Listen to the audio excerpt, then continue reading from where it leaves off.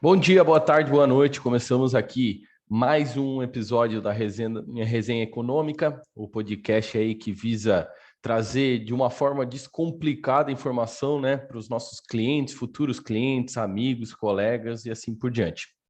Hoje comigo aqui temos o Weber, nosso especialista em política e hedge de renda fixa. Como estão as coisas aí no Paraná, Weber? O microfone está mudo, Weber.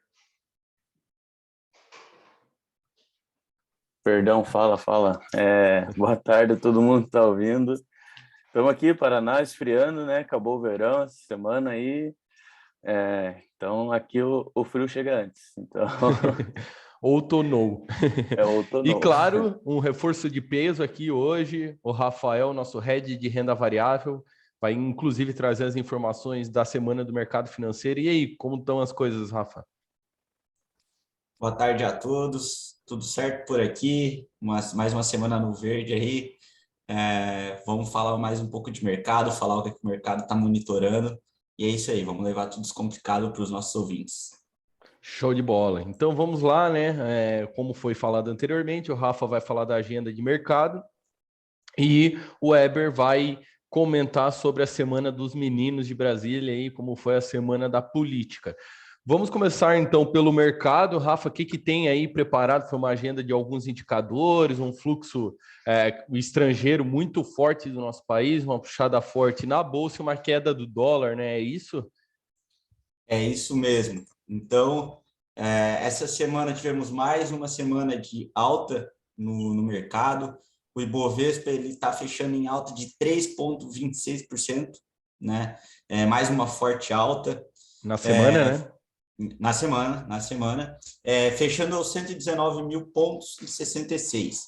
O dólar teve uma queda ainda mais expressiva, caindo menos 5,52%, fechando a semana aí aos 4,75, né? Um dos menores níveis aí desde março de 2020, né? Então, isso pode contribuir bastante com a nossa inflação aí. E olha que eu vou falar bastante dela hoje. O fluxo estrangeiro, né, é o grande responsável por essa queda no dólar e alta na bolsa, né? Segundo os dados da B3, já ingressaram 87,98 bilhões de reais na nossa bolsa aí, vindo de fluxo estrangeiro, né? Então, os estrangeiros têm que converter dólar por real, isso força uma desvalorização do dólar, né? E indo às compras, nossa bolsa também tende a subir.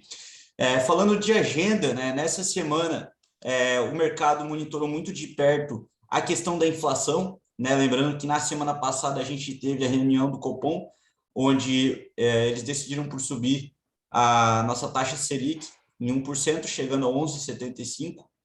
E essa semana o mercado monitorou de perto para ver o que a ata do Copom ia estar falando, né? Então, na segunda-feira, já tivemos a divulgação do relatório Focus, né, onde ele traz ali a mediana das previsões do mercado, né? Então, na segunda-feira ali o mercado revisou a inflação para cima, né, revisou para 6,59% ao final de 2022. O PIB também com uma leve alta de 0,49 para 0,5 de alta em 2022. O câmbio se mantendo estável, né, prevendo 5,30 ao final do ano, e a Selic para cima, fechando o ciclo, fechando o ano em 13%. Falando da terça-feira, a gente teve a divulgação da ata do Copom, né? O que o mercado estava esperando aí, todos de olho nisso, para ver o que o BC estava olhando para frente, né? E aí a ata trouxe aí bastante preocupação por parte do BC, né? Caso as commodities se mantenham apreciadas, como a gente está vendo, o petróleo muito volátil, chegou a bater aí cotações acima de $130, caiu abaixo de 100, e esta semana, nos últimos dias, tem estabilizado aí próximo aos $120. Então, a preocupação do Banco Central está muito grande com relação a isso.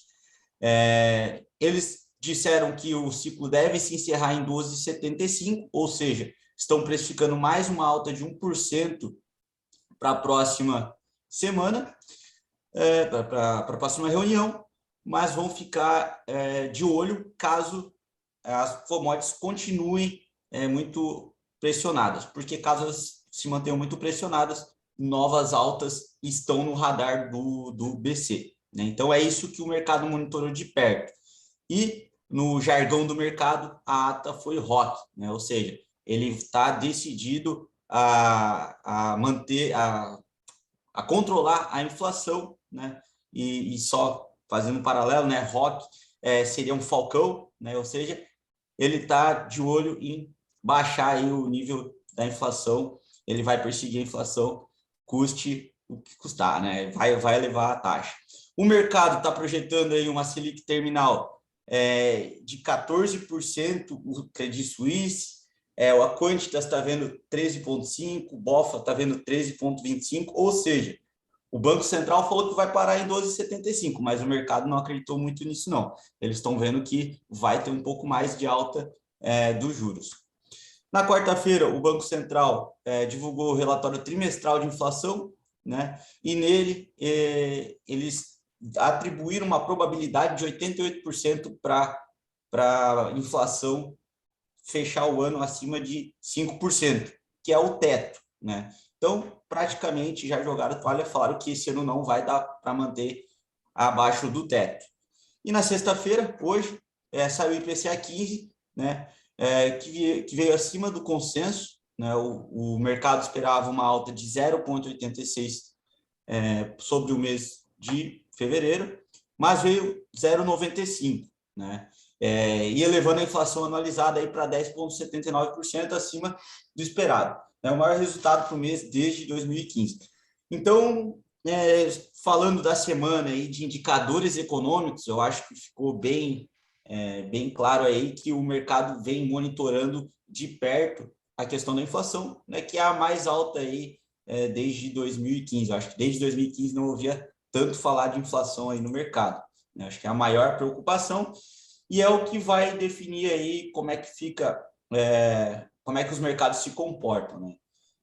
Caso a gente tenha uma diminuição da inflação, isso vai ser ótimo, talvez a gente consiga cortar juros antes e a economia não seja tanto afetada, né? Mas isso não tá nada previsível, né? Eu acho que esse ano aí tudo pode acontecer em função do contexto geopolítico, né? E tudo mais.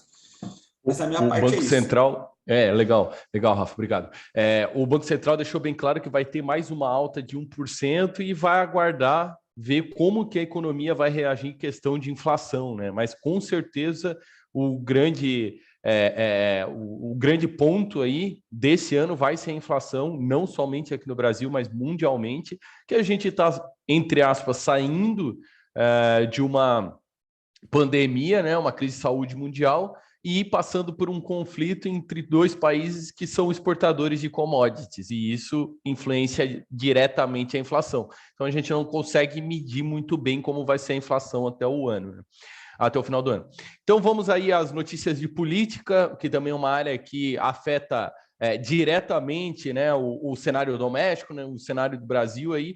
A gente tem eleição agora em outubro, dia 1º agora sai a lista de presidenciáveis, né, na sexta-feira que vem. E vamos às notícias aí com o Eber. Vamos lá, Eber. Vamos lá, então. Semana marcada aí, mais uma vez, pela disputa eleitoral, já antecipada, né? E também a discussão sobre os combustíveis, que não parece não ter fim nunca, né? Então, vamos lá. Primeiro, eu acho que a notícia mais relevante com relação a eleições foi a divulgação da nossa pesquisa Datafolha ontem, né?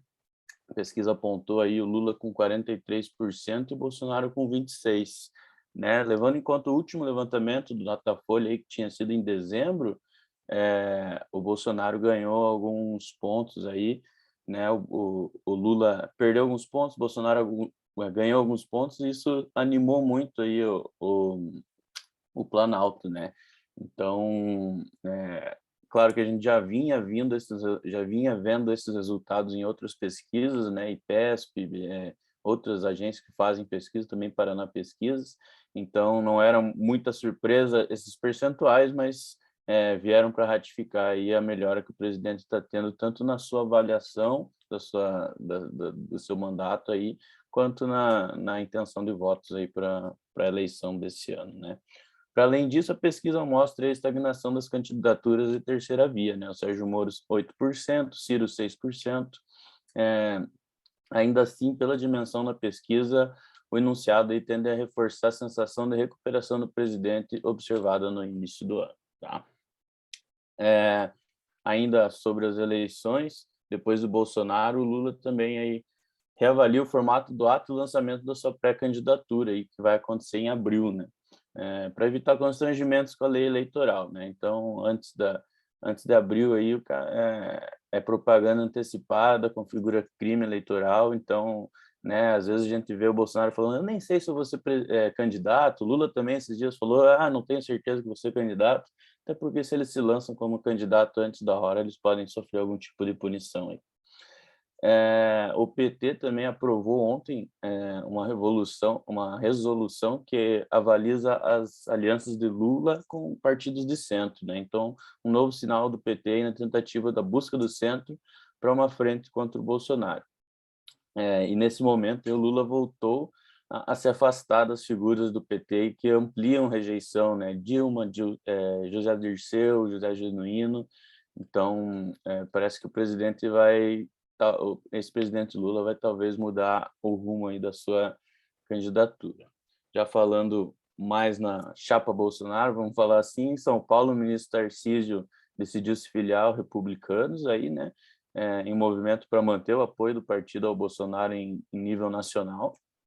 A ministra Damares também vai se filiar aos republicanos, né? E o levantamento do jornal Valor Econômico mostrou o presidente com palanques fortes estabelecidos em todo o país, né? Voltando para São Paulo, o PSDB e a União Brasil anunciaram a formação da chapa do Rodrigo Garcia para candidato ao governo do estado, e o Datena aí como candidato ao Senado, né? Ele que estava aí, ia ser vice do Ciro Gomes, ficou em cima do muro, parece que agora definiu como candidatura ao Senado pelo União Brasil. Tivemos essa semana o episódio do MEC, né, onde vazou alguns áudios aí do ministro do Bolsonaro, que com possíveis favorecimentos aí a alguns pastores e membros da igreja evangélica aí, né? Mas o Bolsonaro segue defendendo o ministro e ontem o Supremo autorizou a abertura de investigação contra ele, né? Alguns nomes aí aliados e próximos ao governo também avaliam que talvez a melhor saída nesse momento é a exoneração do ministro e a troca aí do ministro Milton Ribeiro. Agora vamos para os combustíveis.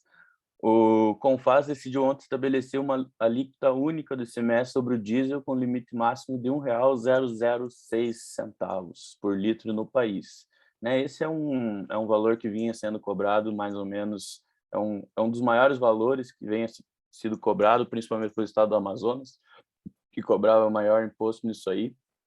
Então ficou tudo na mesma, eles parearam tudo por cima, né? Colocaram a régua por cima, mas cada estado aí pode conceder uma espécie de benefício fiscal que pode resultar na cobrança de um valor menor, né? As novas alíquotas, então, passam a valer em 1º de julho. Até lá, elas permanecem congeladas no patamar atual e ficam em vigor por 12 meses, tá? O desenho foi feito de forma a preservar a arrecadação dos estados desde novembro de 2021. O cálculo dos estados é que as mudanças na tributação, incluindo o congelamento atual, geram perda de aproximadamente 30 bilhões em receitas. Nesse mesmo tema, aí, o líder do governo, o deputado Ricardo Barros, disse ontem que vê muita dificuldade para que o Planalto encontre uma fórmula que permita reduzir a tributação federal sobre a gasolina, né? Sobre o diesel já está tudo zerado, né? Os impostos federais, mas sobre a gasolina ainda tem alguma coisa, imagino que seja de PIS, COFINS. E também, é um assunto delicado que em ano eleitoral não pode haver esse tipo de movimento, né? Então, semana passada a gente trouxe que foi feita uma consulta ao TSE para liberar essa questão dos combustíveis, que pegou muito forte esse ano, né? Ano passado, principalmente esse ano. Então, Então, vamos aguardar e ver o que vai ser o resultado. O prefeito de São Paulo, essa semana, aumentou a pressão também para aprovação do projeto que dá subsídio federal para gratuidade em transportes públicos. Então, uma pauta que está parada no Congresso também, ele disse que não consegue manter o preço do ônibus em R$ 4,40, que hoje é o valor da passagem em São Paulo, sem ajuda federal. Foi prometido aí desde a pandemia lá, né, porque a gente sabia que ia ter esse impacto nos transportes públicos, e ele disse ter ouvido de Lira aí a promessa de votar esse projeto ainda na primeira semana de abril. E ainda ontem, o Paulo Guedes afirmou que o governo vai ampliar a redução do IPI aí para 33%, né? Foi anunciado semana passada a redução de 20% do IPI, agora parece que isso aí vai ser ampliado para 33%, segundo o ministro Paulo Guedes. E, por fim, mantém no noticiário aí a PEC do quinquênio, que inclusive ganhou apoio do Planalto durante a tramitação no Senado, que é aquele aumentinho para os juízes, promotores, desembargadores a cada 5 anos aí de atuação. Então, parece que o pessoal do judiciário não está contente, estão ganhando pouco, né? E estão na pressão, até porque sobrou 3 bilhões aí do teto de gastos e o Planalto já sinalizou que pode ser para pagar esse pessoal. Então, as notícias, como sempre, não tem nada muito positivo para a gente, né? Além da redução do combustível, aí, né? via abono fiscal, né? Mas mais algum gasto aí passando pelo Congresso, a tônica é sempre a mesma. É aquela famosa, né? Para reduzir imposto tem que ver, tem que negociar, para aumentar salário é rapidinho, né? E a gente nem Então, fica assim, sabendo, né? O negócio passa ali, passa pelo Congresso, passa pela Câmara, quando vê já sancionou, e o silêncio reina, né? Ninguém acha ruim, né? Aí, na hora de reduzir alguma coisa, não pode tirar de ninguém também, né? Então, é uma situação complicada para o fiscal quando vai se abrindo muita brecha, né? Fica a dica aí, né?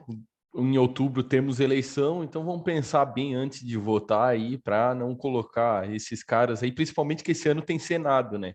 Tem 30% de renovação no Senado e quem coloca um senador lá, ele fica 8 anos. Então vamos ficar esperto aí em quem que a gente vai votar e quem que a gente vai colocar lá para representar a gente. Não é só presidente.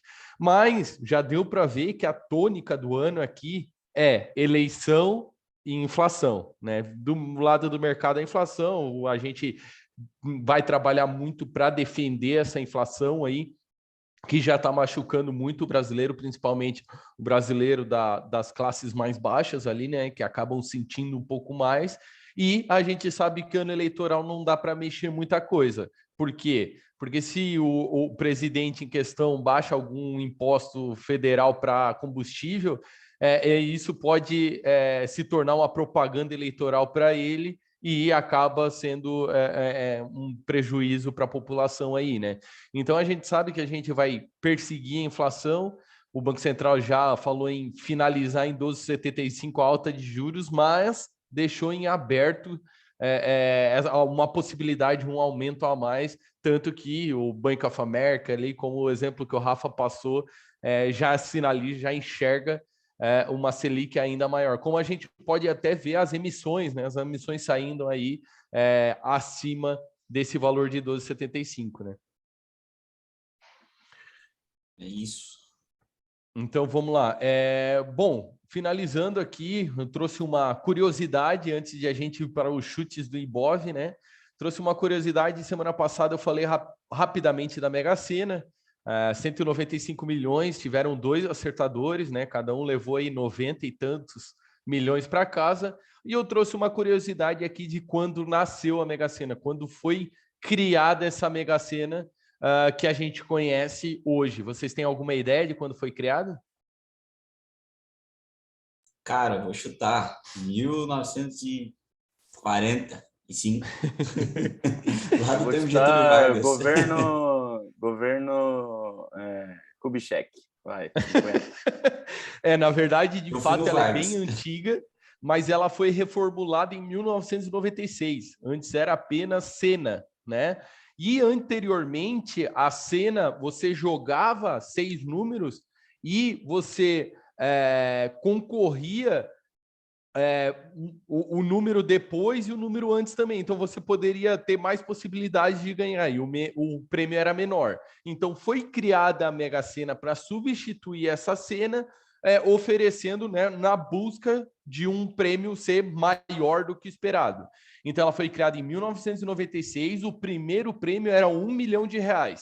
E você gastava, na época, 32 centavos para jogar nessa Mega Sena, né, nos primeiros. A primeira Mega Sena acumulou e na segunda teve um sorteio.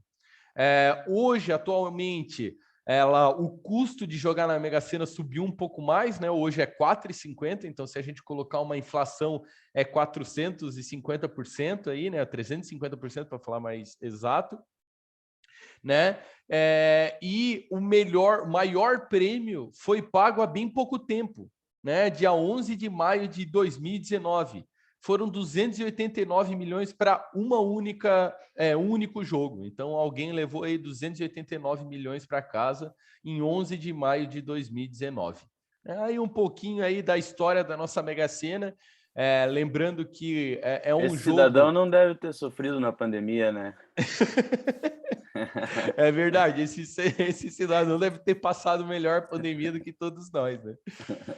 Isso se ele não gastou dinheiro de 11 de maio até a virada do ano de 2020. Pô, tem que caprichar, né? Cara, tem que ser bom, hein? Tem que ser bom para gastar 289 milhões. Quase R$1 milhão por dia. Quase R$1 milhão por dia, é coisa, né, cara? Então, assim, vamos aos chutes do Ibov. Mais uma vez, a gente teve uma semana que a gente ficou muito longe, né, dos chutes do Ibov. Ainda bem, né? Ainda bem, isso é uma notícia positiva para a gente, né? O Weber chutou semana passada 112 mil pontos, eu fui um pouco mais comedido e chutei em 111 mil pontos, e a Bolsa fechou aí acima de 119 mil pontos, né? Fazendo a máxima do ano aí, e flertando aí com as máximas da história, certo? Né? Então vamos aos chutes da próxima semana, e você já tem algo na manga, Rafa, Weber? Eu vou chutar 119, 0-0. 0-0. Então o Weber vai de 0-0 em 119 mil pontos. Rafa? Não, mentira, 119,200, porque eu prometi sempre ser otimista aqui nesse... Boa, boa, boa. Sem E o pontinho. Rafa? Eu tô um pouco mais comedido. A gente já tá assistindo bastante tempo aí, né? 116,500. Uma leve correção. A gente vai ter uma correção aí de 2.500 pontos, mais ou menos. Um passo para trás para dar dois para frente, né? É isso aí, é isso aí. Não, a gente realmente vê um fluxo de capital muito grande, né? Como o Rafa adiantou aí, foi 87,9 bilhões de reais só de dinheiro direcionado para B3, né? Então, assim, por que a gente enxerga muito isso? Bom, principalmente que a Rússia é um candidato direto, né? Um concorrente direto para investimento em mercado emergente. Então, a partir do momento que a gente vê um país com a Rússia, que tem um PIB muito parecido com o brasileiro, inclusive, né? Passando por dificuldades, embargos e assim por diante, esse dinheiro que sai lá da Rússia, ele é destinado para algum lugar. E, obviamente, não vai para título público americano, que vai pagar 2% ao ano, aí, ele sai de uma economia emergente e vem para outra economia emergente. E a gente tende a ver esse fluxo capital aí continuar. A gente está mais ou menos a 70%, 80% de todo o fluxo que foi positivo ano passado, só nesse primeiro trimestre. Então, realmente é muito dinheiro entrando e a gente vai enxergar aí uma bolsa, claro, subindo, né, comedidamente, porque a gente tem eleição ali na frente, sempre lembrando disso, né? E um dólar aí realizando um pouco, apesar de a gente ver no Boletim Focus aí nenhum economista revisando o câmbio, porque se tem um negócio difícil de acertar no Brasil é câmbio, né? Exatamente. Mas olha, se continuar desse jeito aí, segunda-feira agora já tem revisão para baixo, hein? Porque 5% de queda em uma semana é bastante coisa, hein? Eu acredito que já dá para sonhar em voltar a passear na Disney aí, né? Porque o dólar está voltando a ficar mais barato. O 4,50 já é quase uma realidade, né? Exatamente, 4,50 tá logo ali. Pensar que no comecinho do ano nós vai chegamos a 5,80, né? Então, porra, parece até mentira. Exatamente, exatamente. Logo vai dar para comprar um iPhone lá fora e pagar passagem para Miami com o mesmo preço do iPhone aqui dentro, se Deus quiser. O que a gente via muito lá atrás, né? Com o dólar muito alto, a gente não via grandes vantagens de fazer compras lá fora. Com o dólar ou o real mais valorizado, começa a ficar mais palpável esse sonho aí. Exatamente, e só contribuindo, né? O Renato falou muito do fluxo de investimentos de países emergentes que saem da Rússia, por exemplo, da Turquia, da China para vir para cá, mas soma-se isso também a commodities valorizadas, né? O Brasil que é um grande exportador de commodities, seja milho, soja, minério de ferro, petróleo, né? Não está entre os maiores, mas também é relevante no mercado. E a taxa Selic aí voltando aos patamares elevados que a gente tinha lá em 2016, né? Então, somando tudo isso, a gente vê o câmbio, o real se apreciando como está, né? Perfeito, Rafa, é isso aí. O Brasil sendo a bola da vez aí, como um dos principais juros reais do mundo, né?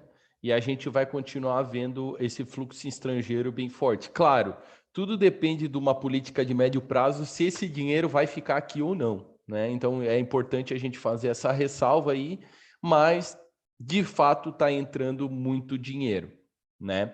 Então, finalizando aí, vamos para as considerações finais. Queria que o Rafa falasse um pouquinho aí sobre suas considerações finais, o que a gente está enxergando para as próximas semanas. Claro, sempre de olho na inflação, né, Rafa? Está sendo um assunto recorrente do nosso podcast aqui. Por favor, tuas considerações, hein? Bom, eu acho que o cenário como está prevalecendo muito o Brasil, mas o ano está difícil de estar ganho, de estar tranquilo, né? Aqui na CNN está passando imagem de guerra, né? E provavelmente a gente ainda está longe de acabar todo esse conflito lá no leste europeu. Isso vai continuar impactando os mercados. Agora, o mercado parece que parou de olhar um pouco para isso, mas a gente sabe que até o final do ano tem muita água para cair aí. E além disso, a gente tem a eleição no Brasil, que nunca é uma coisa fácil, né?